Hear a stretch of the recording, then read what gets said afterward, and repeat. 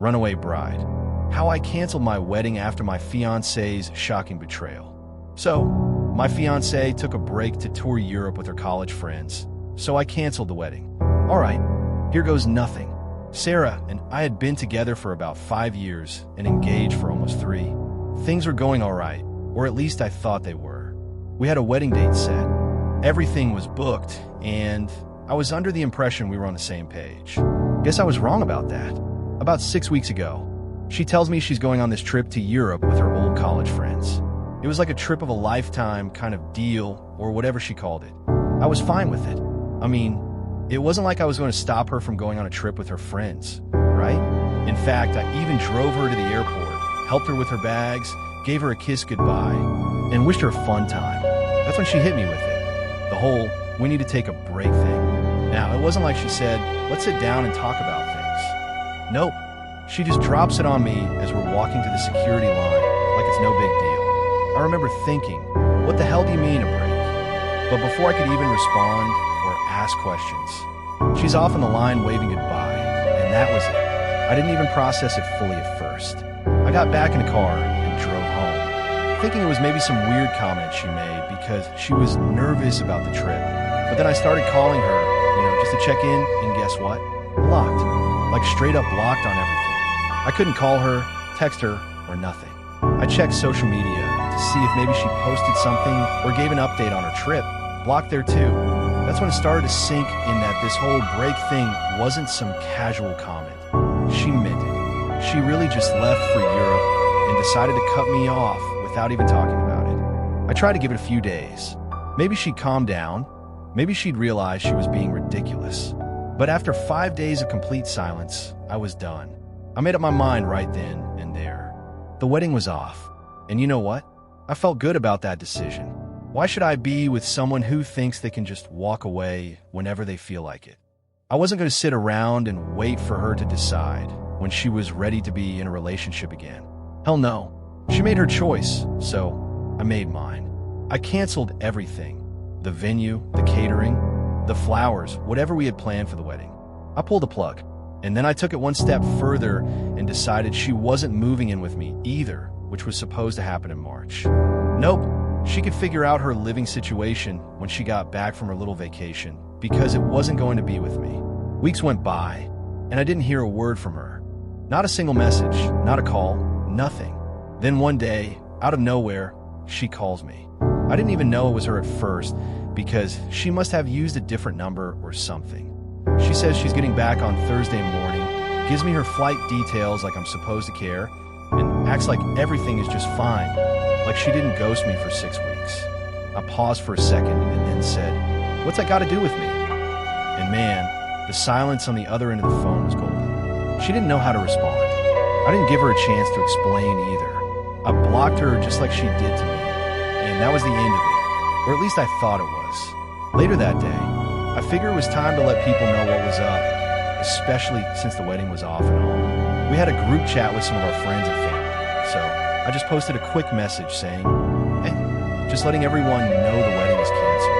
And so is our relationship." I didn't think it would blow up like it did, but man, people had questions.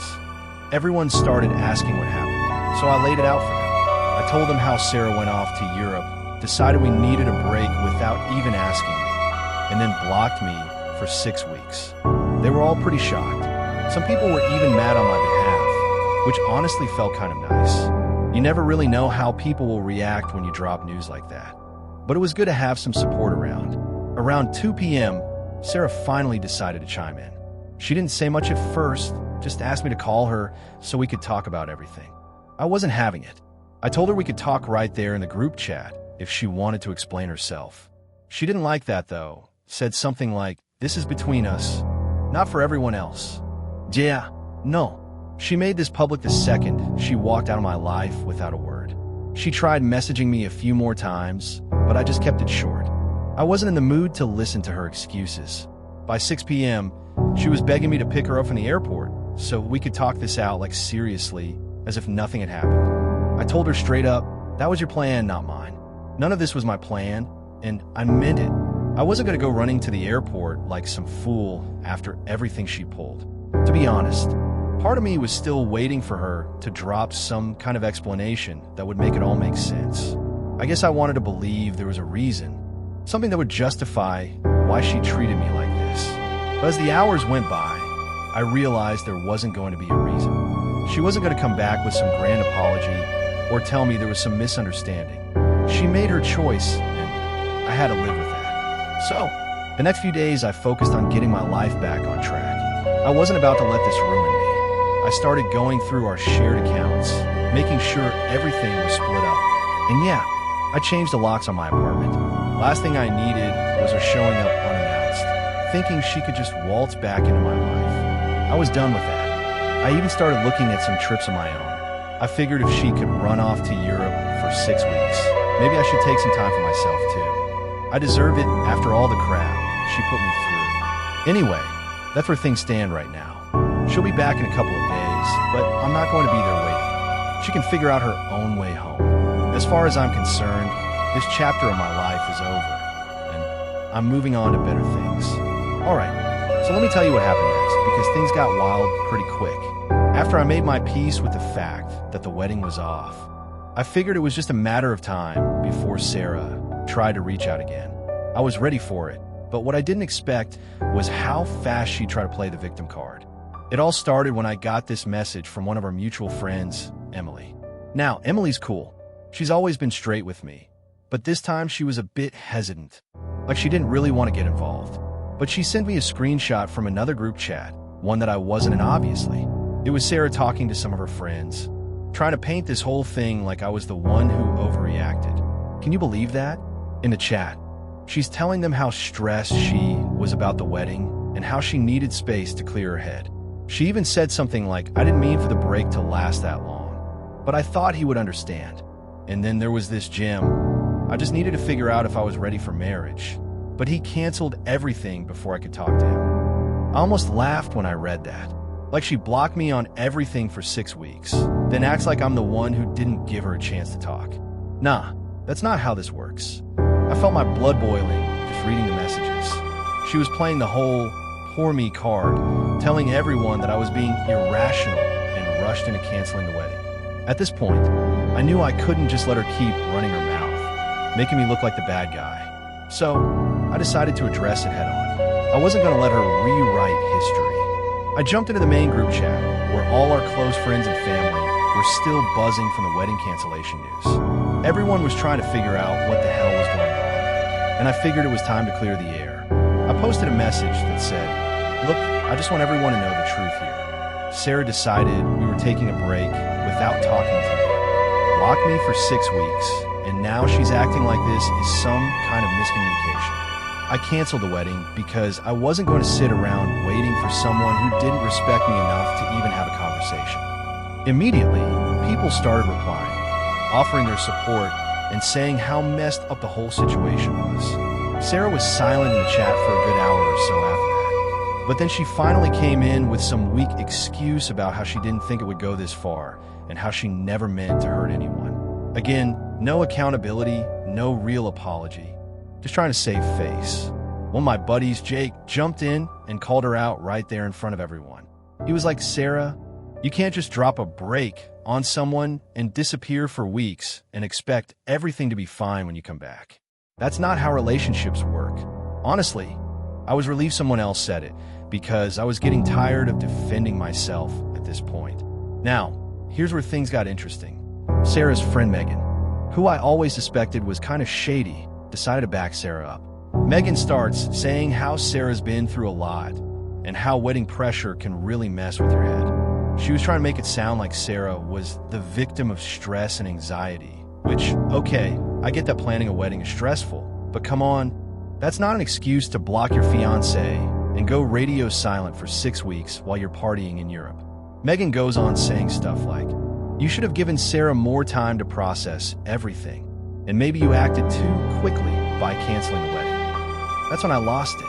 I wasn't about to sit there and listen to some third-party person who wasn't even in the relationship try to tell me how to handle it. So I replied, "Megan, with all due respect, you don't know the half of it. This isn't about wedding stress. It's about the fact that Sarah blocked me, cut me off completely, and didn't bother to talk to me once I tried. I called, texted, and got nothing. How much more time was I supposed to give her? Another 6 weeks? A year? If Sarah didn't want to be with me, she could have said that, but instead, she disappeared and expected me to just sit around waiting. That's not how it works. The chat went quiet after that. I think everyone was starting to realize just how messed up the whole situation was. Even Megan didn't have much to say after that. A couple of days passed, and I thought maybe things would calm down, but no. I get another call from Sarah's sister, Rachel. Now, Rachel and I had always gotten along pretty well, so I figured maybe she was calling to check in or something. But as soon as I answered, she went straight into, "Why did you cancel the wedding without talking to Sarah first?" I was stunned. I didn't expect Rachel to take Sarah's side, especially after everything I told her. "Rachel, your sister blocked me. How was I supposed to talk to her when she literally cut me off?" Rachel didn't really have an answer to that, but she kept pushing, saying Sarah was heartbroken and that I should have waited for her to come back and talk things through. At that point, I had enough. I told Rachel straight up, "Look, I get that you want to defend your sister, but what she did was wrong. She didn't give me any say in the whole break thing, and I'm not going to wait around for someone who doesn't respect me. If Sarah wants to explain herself, she knows how to reach me, but I'm not going to be the one to fix this." Rachel tried to say more, but I just told her I had to go and hung up. I wasn't about to keep having the same conversation with every single person Sarah sent my way. That night, I got another message from Sarah. This time she was apologizing. Well, sort of. She said she was sorry for how things went down, but didn't take any responsibility for the choices she made. It was one of those half apologies where she tried to make it sound like we were both at fault. I didn't reply. There was no point. She made her bed, and now she had a lie in it. I wasn't going to go back and forth with her anymore. After that, I made sure to block her everywhere again, just to make sure there wouldn't be any more drama. I wasn't interested in hearing her excuses or letting her drag this out any longer. At the end of the day, I realized something. I dodged a bullet. If this is how Sarah acted when things got tough, I can't even imagine what it would have been like to be married to her. I felt bad for the time we wasted, but I was glad it ended before it got any worse. Now I can move on, and that's exactly what I plan to do. Update 1.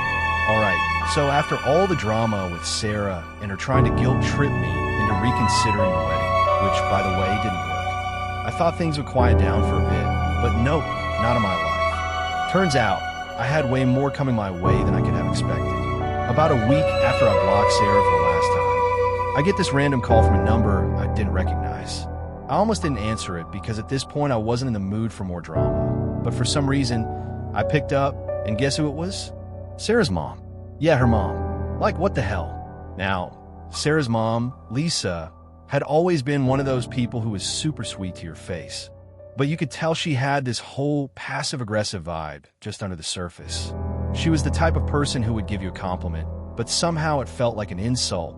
You know what I mean? Anyway, Lisa starts off the conversation all friendly, like nothing had happened. "Hi, sweetheart. How are you doing?" she says. Like we hadn't just canceled a wedding and blocked her daughter from my life. I wasn't about to play games, so I kept it short. "I'm fine, Lisa. What's going on?" That's when she starts with the whole guilt trip. She says, "Oh, we were so looking forward to the wedding, and this whole thing has really devastated Sarah. You know, she's been crying every day since she got back, right? She's just been a mess." Now, I wasn't about to let her make me feel bad for Sarah. Not after everything she pulled. So I told her straight up, "Lisa, I'm sorry Sarah's upset, but she made her choices. I didn't call off the wedding for no reason." And then Lisa hits me with this. "Well, maybe you overreacted a bit. You know, Sarah was just nervous about the whole thing. And sometimes people make mistakes when they're stressed. Don't you think you should give her a second chance?" I couldn't believe what I was hearing. I mean, she was acting like Sarah blocking me for 6 weeks and disappearing was just a minor mistake. I wasn't having it. "Lisa," I said, "this wasn't just nerves. She literally blocked me on everything and went off to Europe without saying a word. That's not something you just brush off.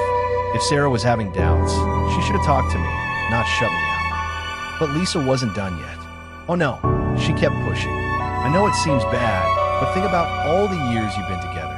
You've had such a good relationship. Don't you want to try and save it? I'm sure once Sarah explains everything, you'll understand. At this point, I was getting pretty annoyed. It was like Lisa wasn't even listening to what I was saying. She was so focused on getting me to take Sarah back that she wasn't considering how I felt. I took a deep breath, trying to stay calm, and said, "Lisa, with all due respect, Sarah had 6 weeks to reach out to me, and she didn't. I've already made up my mind. The wedding is off, and that's final." I thought that would be the end of it, but Lisa wasn't done yet. She goes, "Well, if you won't talk to Sarah, at least come over for dinner so we can talk as a family. Maybe we can work through this together." I was speechless. She was inviting me to their family dinner like this was some kind of minor argument that could be solved over a plate of spaghetti. I knew this wasn't going anywhere, so I told her, "Thanks for the offer, but I think it's best if we all just move on." And with that, I hung up. You think I'll be the end of it, right? Wrong. The next day, I get a message from Sarah's dad. Now, let me tell you, her dad, Tom, is one of those old school guys who thinks he's always right. He's never really liked me, but he tolerated me because Sarah and I were together. So, when I saw the message from him, I knew it wasn't going to be a friendly chat. He basically laid into me, saying how I was throwing away a good thing and that I was ruining Sarah's life by not giving her a chance to explain. He even said something like, "Men don't act like this. You should be standing by your fiancé, not running at the first sign of trouble." That really pissed me off. I mean, I was standing by Sarah for years, and this is how I get treated? I didn't reply to Tom's message because I knew it would just turn into a pointless argument, and honestly, I was over it. But that wasn't the worst part. A couple of days later, I get a message from Sarah. She used some other number to reach out, and it was a long message, like multiple paragraphs long. She went on about how she was sorry for everything, how she didn't mean to hurt me, and how she realized she made a mistake. She said she was confused about the wedding and needed time to think, but didn't know how to tell me. So she panicked and blocked me. Then she dropped the big one. She said she still wanted to get married. Yeah, you read that right. After all of this, after blocking me, ghosting me for 6 weeks, and trying to blame it all on wedding nerves, she still wanted to marry me. It was like she was living in some fantasy where everything could just go back to normal with a simple apology. I sat there staring at the message for a while, not really knowing what to say. Part of me was still angry. No, actually, most of me was still angry, but there was a small part of me that felt, I don't know, sad I guess, like we'd spent years together, and this is how it all ended. It wasn't how I pictured things going, that's for sure. But the more I thought about it, the more I realized that this wasn't something I could forgive. It wasn't just about the wedding or the trip to Europe. It was about trust. Sarah had broken that trust, and no amount of apologies or explanations was going to fix it. I couldn't marry someone who thought it was okay to just disappear when things got tough. So, I did what I should have done from the start. I blocked the number she used to text me, deleted the message, and moved on for real this time. After all of that, I felt like a weight had been lifted off my shoulders. I wasn't tied down by Sarah's guilt trips or her family's pressure anymore. I could finally focus on myself and what I wanted for the future. And honestly, it felt pretty damn good. Update 2. Alright, so you'd think after I blocked Sarah and her family again, things would finally settle down, right? Wrong. Of course not. Because that would be too easy. I swear, it's like they just couldn't let go of the fact that the wedding was off, and they kept coming at me from every angle, like they were trying to wear me down or something. Spoiler, it didn't work. A couple of days after Sarah's last attempt to reach out, I get a text from someone else. This time, it's from one of Sarah's bridesmaids, Katie. Now, Katie and I weren't exactly close. I mean, she was always nice enough when we hung out as a group, but she was more Sarah's friend than mine. So, when I saw her name pop up, I was immediately suspicious. The text started off innocent enough. She was asking how I was doing, saying she'd heard about the breakup, blah, blah, blah. But I wasn't stupid. I knew she wasn't just checking in for no reason. So, I kept my response short, something like, "Yeah, I'm fine, just dealing with everything one day at a time." And then she hits me with it. "I think you should hear Sarah out." Here we go again. I stare at my phone for a minute, try to figure out if I should even respond. Part of me wanted to just block Katie too and move on, but I was curious. I wanted to see where this was going. So, I asked her why she thought that. Katie goes on this long rant about how Sarah's been really struggling and how she's been crying every day since she got back from Europe. She said Sarah was too scared to reach out to me directly because she thought I wouldn't listen. Apparently, Sarah had been telling her friends that she messed up big time, but didn't know how to fix it. I sighed, feeling that frustration bubble up again. Katie, I've heard all of this already. I gave Sarah chances to explain herself, and she didn't. She blocked me for 6 weeks, and then expected everything to be fine when she got back. That's not something I can just forget. Katie tried again, saying how Sarah just needed space and didn't mean to hurt me. But the more she talked, the more I realized what was really happening. Sarah had sent Katie to do her dirty work, thinking maybe I'd listen to someone else. It was like she didn't even have the guts to face me herself anymore. I was done. I told Katie, look, I appreciate you trying to help, but this isn't something that can be fixed with a few apologies. It's over, and that's it. I could tell she wanted to keep pushing, but I didn't give her the chance. I blocked her right after that, and then just when I thought I was finally in the clear, I get another message. This time, it's from one of Sarah's cousins, Mark. Now, I hadn't heard from Mark in months, and out of nowhere, he's texting me, asking if we can meet up to talk about everything. At this point, I was so fed up with everyone trying to drag me back into Sarah's drama that I almost didn't respond. But curiosity got the better of me. I want to know what angle Mark was going to come up with, so I agreed to meet him for coffee. When I showed up at the cafe, Mark was already there looking a little nervous. We sat down, and after some awkward small talk, he finally got to the point. Look, man, I know this whole thing with Sarah has been a mess. I just wanted to check in with you and see if there's any way you two could work things out. I almost laughed. Mark, it's done. There's nothing to work out. She made her choices, and I made mine. He looked uncomfortable, like he knew he was about to say something I wasn't going to like. Yeah, I get that, but here's the thing. Sarah's been talking about how she thinks she made a mistake. And well, she's been hinting that maybe you guys could try again if you gave it some time. I put my coffee down, trying to keep my cool. Mark, no offense, but Sarah had her chance. She made a mistake, fine, but she didn't just make a mistake, she ghosted me for weeks. She cut me off like I didn't even exist. That's not something you could just bounce back from. He nodded, but I could tell he wasn't really hearing me. Yeah, but what if she's serious about fixing things? She's been talking about wanting to make it up to you. I shook my head. Mark, I appreciate you coming here and trying to help, but it's not going to happen. If Sarah wants to move on, that's fine, but I'm not interested in picking up where we left off. We sat there in awkward silence for a bit after that, both of us kind of knowing that this conversation wasn't going anywhere. Eventually, Mark shrugged and said, I get it. I just thought I'd give it a shot. I finished my coffee, stood up, and said, thanks for trying, man, but it's over. It's time for both of us to move on. He gave me a half-hearted smile, and we said our goodbyes. After that, I thought maybe, just maybe, that would be the last of it. I mean, how many people could Sarah possibly send after me, right? Well, apparently I was wrong again. Update 3. Because the very next day, I get a message from Sarah's aunt of all people. Now, I barely knew this woman. We'd met at a couple of family events, exchanged polite small talk, but that was it. So, when I saw her name pop up on my phone, I knew something was seriously wrong with Sarah's side of the family. Her aunt starts off by saying how she heard about the breakup and wanted to see how I was doing. At this point, I was so over that I just straight up asked her, did Sarah send you? Her response? Well, not exactly, but she's really been struggling, and I thought I could help mediate things between you two. I almost threw my phone across the room. Mediation? I texted back.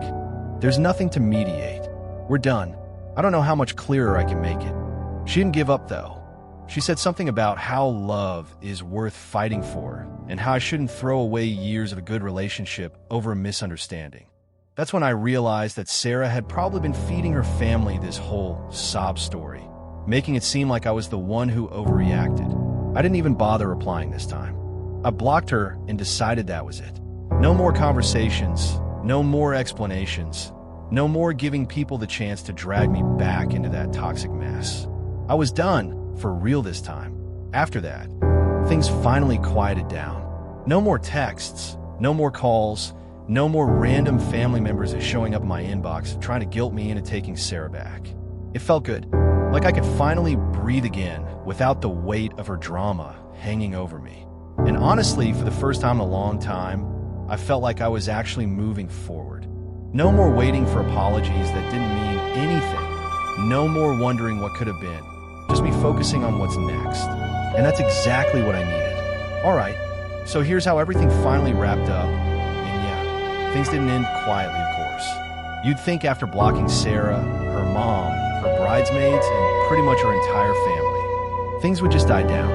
Well, that's not what happened, because Sarah, she decided to make one last move, and it was the one that made me realize just how far she'd go to try and win me back, or at least get her way. So, about a month after everything went down, I get this letter in the mail. Yep, a literal letter, like it's the 1800s or something. I almost didn't open it, because who even sends letters anymore? But the handwriting looked familiar, and I figured, why not? Maybe it was some final attempt from Sarah, but honestly, I wasn't expecting anything too crazy. Boy, was I wrong. I opened the letter, and it was this long, handwritten message from Sarah, like pages long. She poured her heart out, saying she missed me. She regretted everything, blah, blah, blah. But here's the kicker, or the wild part. She didn't just say she was sorry. She started talking about how she wanted to meet up again, and how she still had the key to my apartment. Let me repeat that. She said she still had the key to my apartment, the same key I had completely forgotten she even had. My stomach dropped. I mean, I'd already changed the locks once when this all started, but I hadn't even thought about the fact that Sarah might still think she had access to my place. I immediately got up, checked the locks again, and started thinking about what to do next. But that's not all. The letter wasn't just some apology. She was basically laying out a plan for how we could start fresh. She said she'd been talking to her mom about how we should go to couples counseling, and she thought if we could just meet up and talk face to face, we could work things out. At this point, I was more annoyed than anything, like she seriously thought this was a good idea after blocking me, ghosting me, sending her entire family after me, and then acting like I was the one who needed to fix things. I couldn't believe it, but it gets better.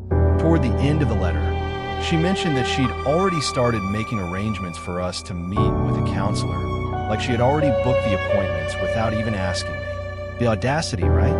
She didn't ask if I was interested, didn't check in with me at all, just assumed I'd go along with it. I was fuming. I couldn't believe she still didn't get it. After everything, she was still trying to control the situation, still trying to get me to bend to her will. It was like she thought if she just planned everything out, I'd eventually give in.